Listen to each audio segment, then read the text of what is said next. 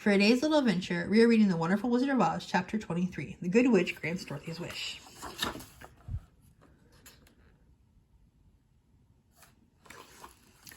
Before they went to see Glinda, however, they were taken to a room of the castle where Dorothy washed her face and combed her hair, and the lion shook the dust out of his mane, and the scarecrow patted himself into his best shape, and the woodman polished his tin and oiled his joints.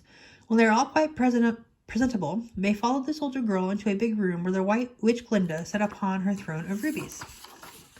She was both beautiful and young to their eyes. Her hair was a rich red in color and fell in flowing ringlets over her shoulders. Her dress was pure white, but her eyes were blue, and they looked kindly upon the little girl. "What can I do for you, my child?" she asked. Dorothy told the witch all her story, how the cyclone had brought her to the land of Oz, how she had found her companions, and of the wonderful adventures they had met with. "My greatest wish now," she added, "was to get back to Kansas, for Aunt Em will surely think something dreadful has happened to me, and that will make her put on mourning, and unless the crops are better this year than they were last, I am sure Uncle Henry cannot afford it." Glinda leaned forward and kissed the sweet upturned face of the loving little girl. "Bless your dear heart," she said. "I am sure I can tell you a way to get back to Kansas." Then she added, "But if I do, you must give me the golden cap." "Willingly," exclaimed Dorothy. "Indeed, it is of no use to me now, and when you have it, you can command the winged monkeys 3 times. And I think she called me their services just those 3 times, answered Glinda, smiling. Dorothy then gave her the golden cap, and the witch said to the scarecrow, "What will you do with when Dorothy has left us?" "I will return to the Emerald City," he replied, "for Oz has made me its ruler, and the people like me. The only thing that worries me is how to cross the hill of the hammered heads." "By means of the golden cap, I shall command the winged monkeys to carry you to the gates of the Emerald City," said Glinda, "for it would be a shame to deprive the people of so wonderful a ruler."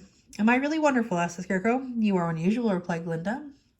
"Turn to the Tin Woodman," she asked. "What will become of you when Dorothy leaves this country?" He leaned on his axe and thought a moment. Then he said, "The Winkies were very kind to me and wanted me to rule over them after the Wicked Witch died. I am fond of the Winkies, and if I could get back to the country of the West, I should like nothing better than to rule over them forever.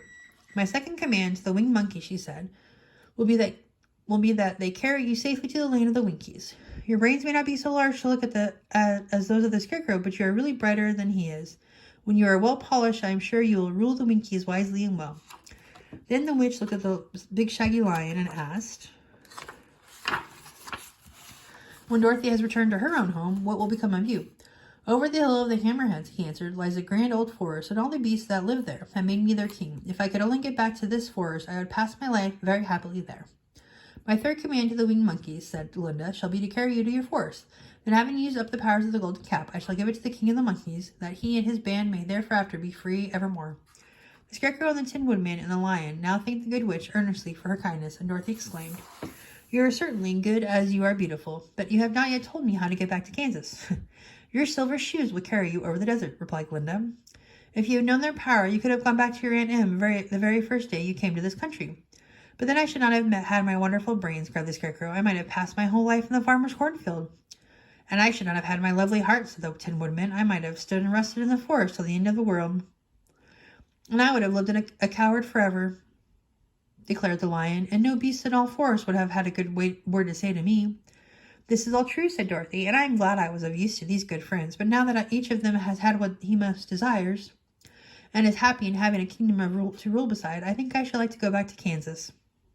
"The silver shoes," said the good witch, "have wonderful powers, and one of the most curious things about them is that they can carry you to any place in the world in 3 steps.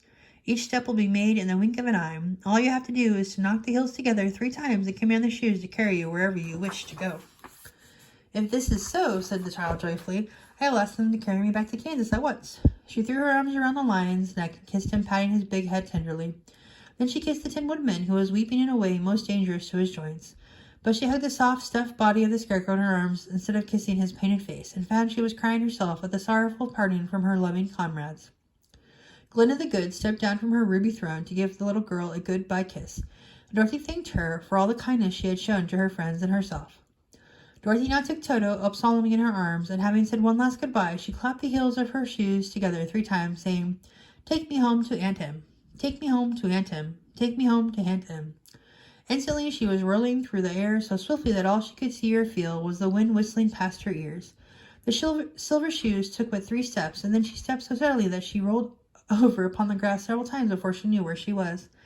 At length, however, she sat up and looked about her. "Good gracious!" she cried, for she was sitting on the broad Kansas prairie, and just before her was the new farmhouse Uncle Henry built After the cyclone had carried away the old one, Uncle Henry was milking the cows in the barnyard, and Toto had jumped out of her arms and was running toward the barn, barking joyously.